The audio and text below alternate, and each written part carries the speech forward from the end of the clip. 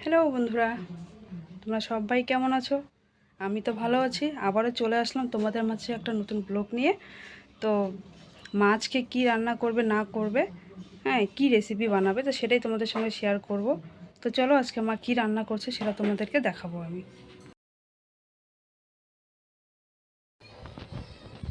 কড়াই গরম হয়ে এসে মাছটা দিয়ে দিলাম।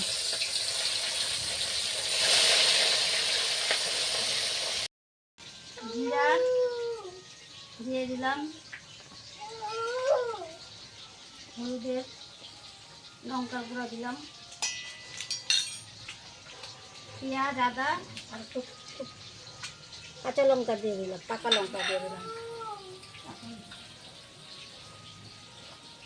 জল দিয়ে দিলাম।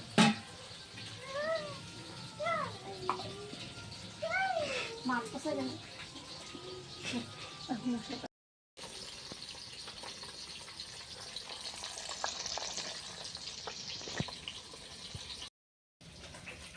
তেজপাতা পেঁয়াজ দিলাম, একটু নাড়াচাড়া করে একটু নাড়া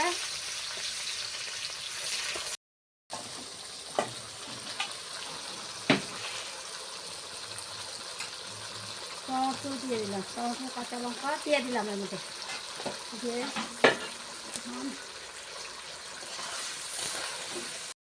কখন হয়েছে। এখন টমেটোটা নামায় আলাদা করে রেখে দিই, যখন ঝোলটা হয়ে আসবে তখন দিয়ে দেবো টমেটোটা,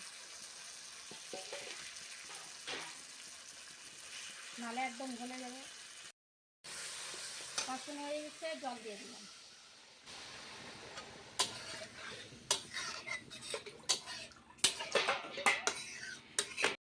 এক করে মাছ দিয়ে দেবো ঝোলে।